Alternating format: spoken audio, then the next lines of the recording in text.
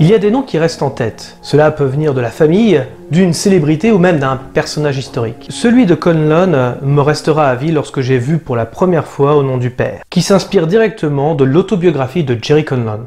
Jerry Conlon est un adolescent sans forcément d'histoire. Il part travailler à Londres en août 1974. Puis il revient à Belfast 2 mois plus tard, il a alors 19 ans. Le 30 novembre de la même année, il est arrêté par l'IRA et envoyé à Guildford en Angleterre parce qu'il volait du plomb sur les toits et attirait ainsi l'attention de l'armée et qui risquait de découvrir la cachette de l'IRA. Il se rend donc chez sa tante. Peu de temps après, il est arrêté et interrogé par la police comme principal suspect d'un attentat. Au bout de 3 jours d'interrogatoire, après avoir subi des violences de la part des policiers, il signe une fausse déclaration dans laquelle il dit explicitement, sous la contrainte, être un des auteurs de l'attentat à la bombe des 2 tavernes de Guildford le 5 octobre 1974, dans lesquelles 5 personnes ont trouvé la mort et 50 autres ont été blessés. Dans sa déclaration, Conlon implique 7 membres de sa famille habitant en Angleterre, la famille Maguire, et 3 de ses amis, Paul Hill, Paddy Armstrong et Carol Richardson. Ces derniers sont d'ailleurs arrêtés et signent de fausses déclarations sous la pression de la police. Le père de Jerry Conlon, Giuseppe Conlon, est de même arrêté alors qu'il se rendait en Angleterre pour voir son fils. Il est condamné pour avoir manipulé des explosifs à l'instar des 7 membres de la famille Maguire. Le 22 septembre 1975, Conlon, Armstrong, Hill et Richardson, les 4 de Guildford, sont condamnés pour meurtre et conspiration. Conlon est condamné à la prison à perpétuité. En octobre 1977, l'appel des 4 de Guildford est rejeté. Le 23 janvier 1980, Giuseppe Conlon meurt des suites d'une maladie. À partir de cette date-là, les amis et les parents de la famille Maguire et des 4 de Guildford interpellent les médias et font campagne pour clamer leur innocence. Le 19 octobre 1989, l'avocate de la famille trouve une preuve de leur innocence cachée à la défense par la police britannique. Des charges retenues contre les prisonniers sont annulées et ils sont libérés après 15 ans passés en prison. Cette preuve est le témoignage d'un sans-abri qui se trouvait avec Conlon au moment de l'attentat, ce qui confirme son innocence et celle des autres accusés. En février 2005, Tony Blair a présenté ses excuses publiques concernant cette terreur judiciaire. Jerry Conlon est mort d'un cancer du poumon en juin 2014 à Belfast. Il a publié son autobiographie en 1990, Proved Innocence, et sera adapté en 1993 par Jim Sheridan, qui est d'ailleurs un réalisateur irlandais.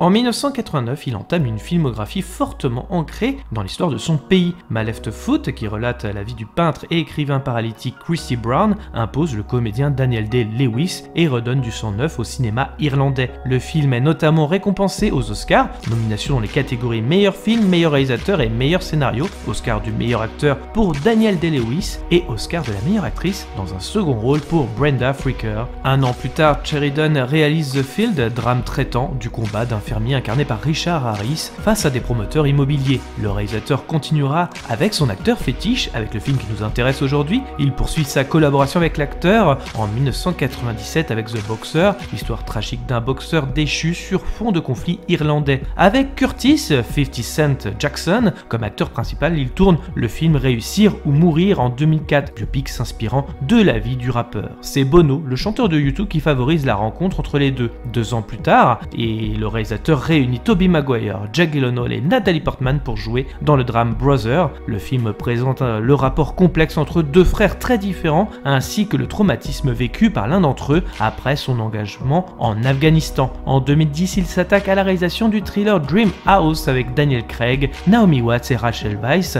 Il s'agit d'une première pour le réalisateur qui n'avait jamais encore tourné de thriller d'épouvante. Retour après le succès de My Left Foot et également aussi de The Field, le réalisateur continue sa proposition de raconter l'histoire de son pays. Il jette son dévolu sur une autobiographie relatant les faits des 4 de Guilford par Jerry Conlon. Maintenant que le réalisateur s'est fait un nom, il peut engager un casting 5 étoiles, mais sans forcément abandonner son acteur Daniel Day-Lewis, qui incarnerait lui Jerry Conlon. Pete Postlethwaite, annoncé au casting pour son rôle de Giuseppe, le père de Jerry, et Emma Thompson, l'avocate de la famille Gareth Pierce. John Lynch et Mark Shepard rejoindraient l'aventure. Nous sommes dans le début des années 90 et on instaure directement une ambiance 70-80. Évoquant son pays et une certaine ambiance, Jim Sheridan a fait appel pour la musique à ses compatriotes irlandais, Bono du groupe U2, afin d'accompagner les morceaux qui aident à replacer son intrigue dans les années 70, avec des chansons de Jimi Hendrix et Bob Marley. Le film est accueilli de façon unanime entre presse et spectateurs. Le film de Sheridan fut nommé quand même 7 fois aux Oscars, mais ne remportera aucune statuette. En revanche, il remportera l'Ours d'Or au Festival de Berlin en 1994. L'histoire du film: en 1975, Jerry Conlon, jeune délinquant ordinaire de Belfast, est arrêté par la police londonienne qui l'accuse d'être l'organisateur ou l'investigateur des attentats terroristes à Guildford pour le compte de l'IRA. Sous la pression des policiers, Jerry signe des aveux fabriqués de toutes pièces qui non seulement le mettent en cause, mais également Paul Hill, son ami d'enfance, un couple d'amis hippies, ainsi que plusieurs membres de sa famille, dont son propre père. Le film s'ouvre sur des jeunes personnes qui vont dans un pub à Guildford en Angleterre le 5 octobre 1974, date gravée dans le marbre puisqu'il s'agit de l'attentat en question. Musique composée par Bono du groupe U2, le leader, qui s'est souvent engagé pour la paix dans son pays, l'Irlande, ce qui fait sens pour une ouverture sur le long métrage. On y voit l'avocate de la famille, Gareth Pierce, interprétée par Emma Thompson, qui écoute les enregistrements de Conlon, son histoire, ce qui permet deux choses dans la narration, en tant que spectateur, nous permettre le contexte politique et de l'histoire de Conlon, et pour le film, cela permet à l'avocate d'avoir des détails sur l'enquête. Le contexte politique posé à Belfast, je vous invite aussi à voir le film Belfast, du même nom, de Kenneth Branagh, sorti cette année, qui parle aussi très bien des événements de l'époque. Allez, un peu d'histoire, pardi. Cela renforce tout de même le film qui survole un peu cela, car les personnages sont déjà habitués à la situation en 1974. Le conflit nord-irlandais, The Trouble, est une période de violence et d'agitation politique en Irlande du Nord. Il débute à la fin des années 60 et est considéré comme terminé entre 1997 et 2007 selon les interprétations. Comme quoi c'est un conflit qui s'est arrêté récemment quand on y pense. Le conflit commence par un mouvement des droits civiques contre la ségrégation confessionnelle que subit la minorité catholique. L'opposition entre les républicains et nationalistes, principalement catholiques d'une part, loyalistes et unionistes, principalement protestants d'autre part, sur l'avenir de l'Irlande du Nord, entraîne une montée de la violence qui dure pendant 30 ans. Elle est le fait de groupes armés républicains comme l'IRA provisoire dont le but est de mettre fin à l'autorité britannique en Irlande du Nord et de créer une république irlandaise sur l'ensemble de l'île, et loyalistes comme l'Ulster Volunteer Force formé en 1966 pour stopper ce qu'il perçoit comme la détérioration du caractère britannique du pays, mais aussi des meutes populaires et de forces de sécurité de l'État britannique, armée et police. La collaboration entre les forces de sécurité britanniques et les paramilitaires unionistes, niée par les gouvernements successifs, est désormais admise. Ce conflit affecte la vie quotidienne de la plupart des Nord-Irlandais, ainsi qu'incidemment celle des Anglais et des Irlandais du sud de l'île. En plusieurs occasions entre 1969 et 1998, ce conflit manque de se transformer en une véritable guerre civile. Par exemple en 1972, après le Bloody Sunday à Derry ou Londonderry, ou pendant la grève de la faim des prisonniers en 1981, quand se forment des mobilisations massives et hostiles des deux parties. En 1998, un processus de paix apporte une fin au conflit, en s'appuyant sur l'accord du Vendredi Saint. La reconnaissance par le gouvernement britannique, pour la première fois, de la dimension irlandaise. C'est un résumé, bien évidemment, du conflit, mais dites-vous quand même que ce conflit fera tout de même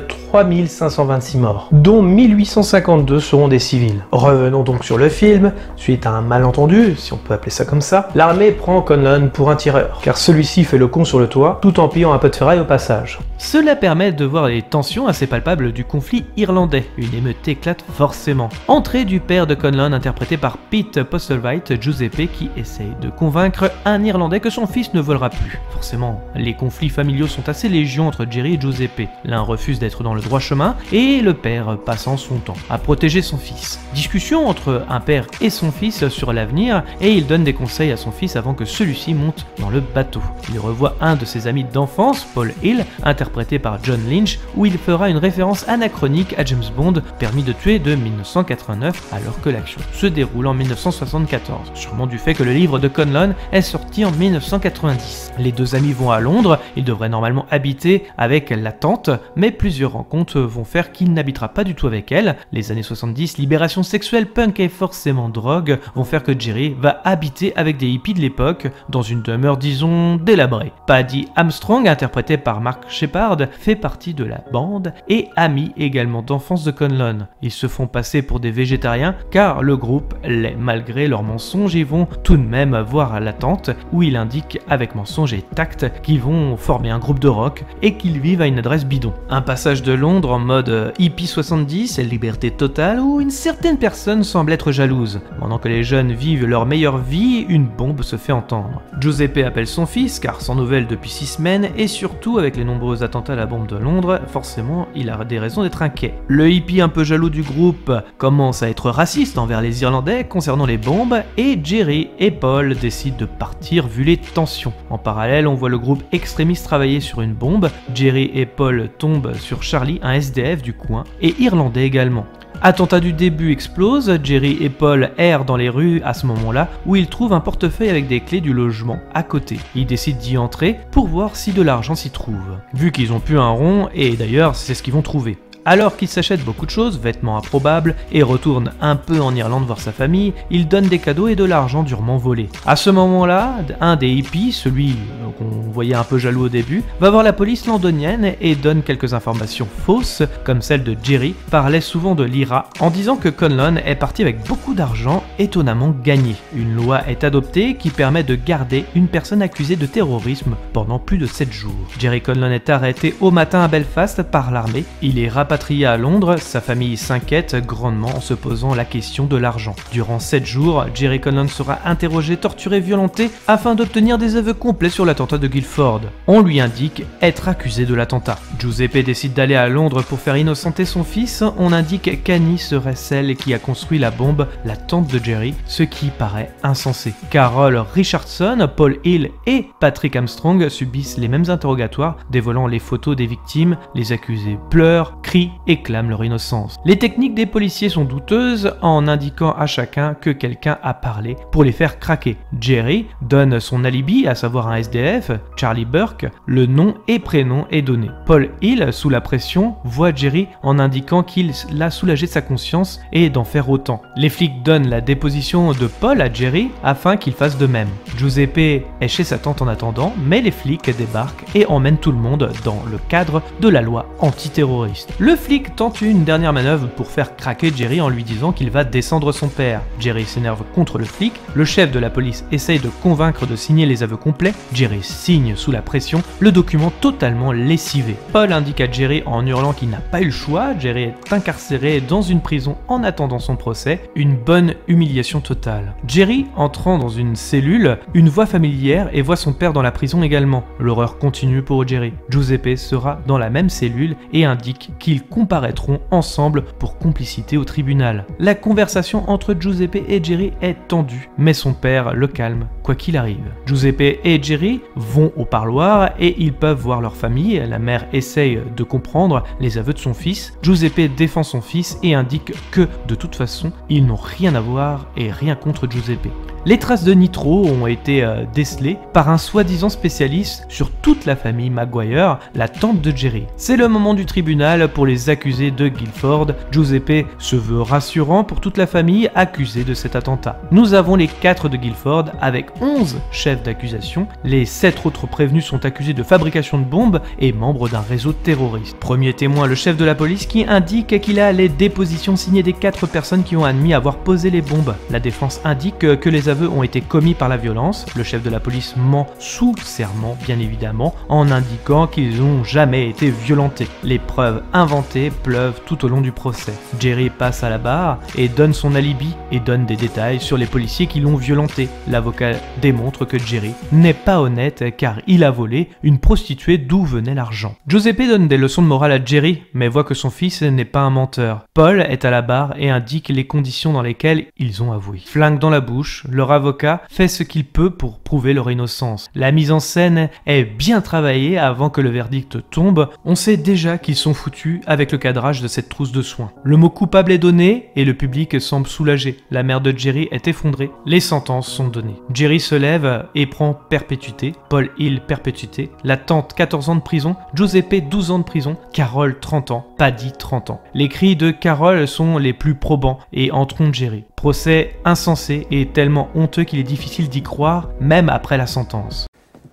Je pense qu'il est de mon devoir de m'étonner publiquement que vous n'ayez pas été accusé de trahison envers la couronne. Un crime qui est passible de la peine de mort par pendaison. Je vous condamne à la réclusion à perpétuité. Paul Michael Hill. À mes yeux, votre crime est tel que dans votre cas, la perpétuité devrait être effective. Giuseppe Conlon, 12 ans. Non, mon mari est innocent. Le Seigneur ait pitié de vous. Patrick Joseph Armstrong, 30 ans. Carol Richardson, 30 ans.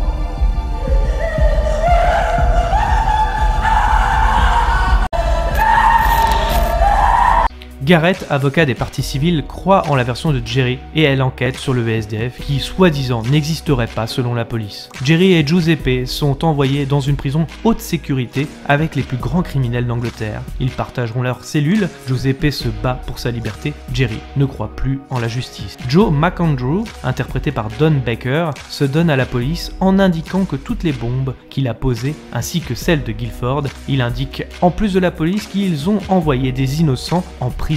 Un des flics est abasourdi. En attendant, Jerry se défonce avec d'autres détenus sous l'œil de son père. Joe est dans la même prison que Jerry et souhaite lui parler. Information importante, c'est Daniel Beretta qui le double, la voix FR de Arnold Schwarzenegger. C'est moi, monsieur Conlon, qui ai posé la bombe de Guilford. Vous avez dit à la police que c'était vous? Oui, je leur ai dit.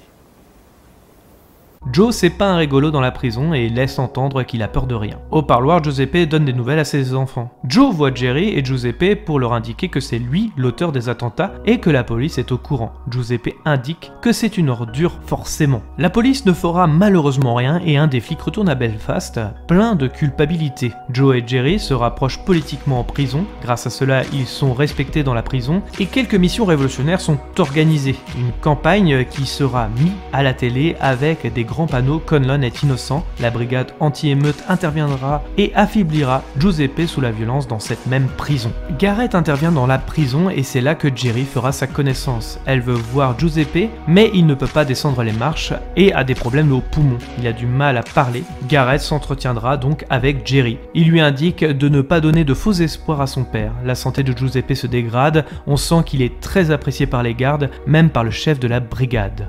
Un film, Le Parrain, est diffusé et Joe va tenter de faire mal au chef des gardiens. Une conversation du film entre un fils et son père, ce qui fait d'ailleurs sens dans la mise en scène. Giuseppe veut que Jerry se batte, mais sans violence, sans décevoir. Alors que le film est diffusé, Joe immole le chef de la brigade. Jerry tente d'éteindre le feu, c'est là qu'il voit que le vrai visage de Joe est vraiment malsain et sait que le combat le plus juste est celui de son père et non du révolutionnaire. Joe est transféré dans une autre prison. Jerry décide d'aider son père comme une reprise de flambeau. Giuseppe fournit le dictaphone dans lequel il raconte son histoire depuis le début du film. Giuseppe semble affaibli, du mal à respirer. Garrett tente justement de libérer Giuseppe vu son état de santé auprès de Monsieur Dixon, celui qui est responsable de l'enfermement des 4 de Guilford. Jerry n'entend plus son père respirer. Giuseppe meurt en prison. La prison lui rend hommage. Jerry est encore plus vaillant pour reprendre le combat pour la liberté et pour sa liberté auprès de Garrett.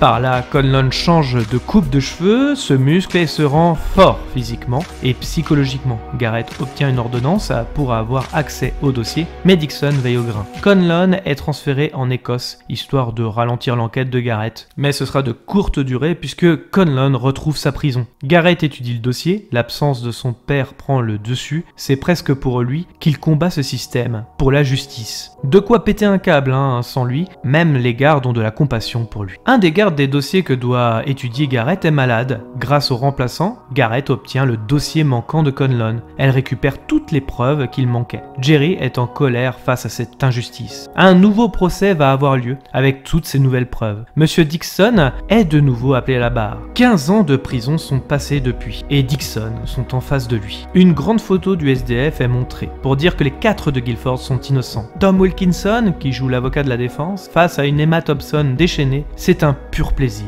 Les documents sont probants, le juge semble surpris et ne fera pas de cadeau à la défense, pas de suspension, le procès continue. Monsieur Dixon est mis en difficulté.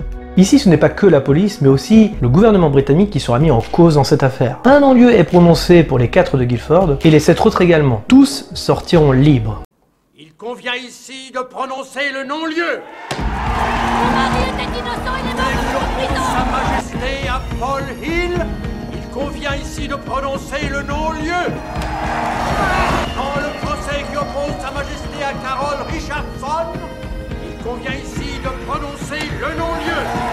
Je suis innocent. Je tiens à ce qu'il sache que tant que mon père n'aura pas été innocenté, tant que toutes les personnes injustement accusées, je me battrai au nom de mon père. Les médias s'emparent du phénomène. Au nom de son père, ils sont innocents. Au nom du père n'est pas qu'une prière, c'est aussi un combat. La police ne sera jamais remise en cause dans l'affaire, la plus invraisemblable du gouvernement britannique. J'ai remarqué quelque chose depuis que j'écris mes films incultes depuis un moment. Voici le 8e épisode tout de même, et si je compare avec les films qui sortent aujourd'hui, c'est assez probant. Je sais pourquoi j'aime ces films, et ceux que j'aime moins qui sortent aujourd'hui. Tout est donné sur l'esthétisme aujourd'hui. Un beau plan effacera de vos mémoires les problèmes d'histoire. Sauf que j'ai plus de plaisir sur un film en racontant des histoires. Un bon scénario avant un bon plan. Au nom du père ne brille pas par sa mise en scène, ce serait mentir, bien que j'aime profondément le réalisateur, mais par sa façon de conter les histoires et de les mettre en image. Tout comme Garden State, My Girl, L'homme sans visage, La cité de la joie, ce sont avant de bonnes histoires avant d'être de bons films. Voilà pourquoi Au nom du père est culte pour moi. Il transpire l'authenticité de raconter une injustice, de transmettre un héritage, de ce qu'un père peut transmettre à un fils. Oui, les combats existent de façon pacifiste et noble, sans être un révolutionnaire à 2 balles. Au nom du père rend hommage à ce que nos pères nous ont transmis, de bonnes valeurs et surtout la justice.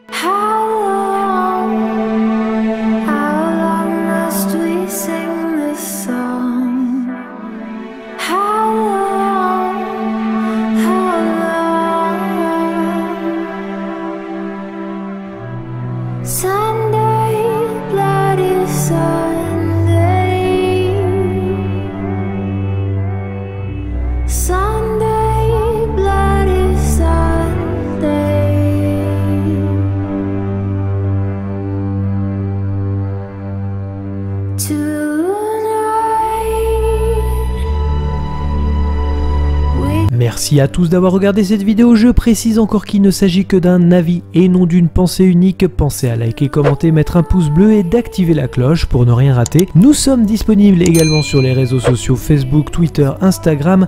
Dans tous les cas, rendez-vous dans les salles obscures pour de nouvelles aventures.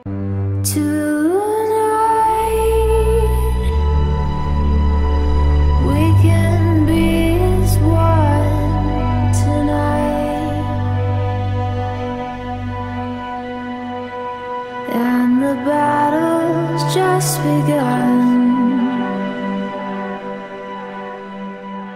So many lost, but tell me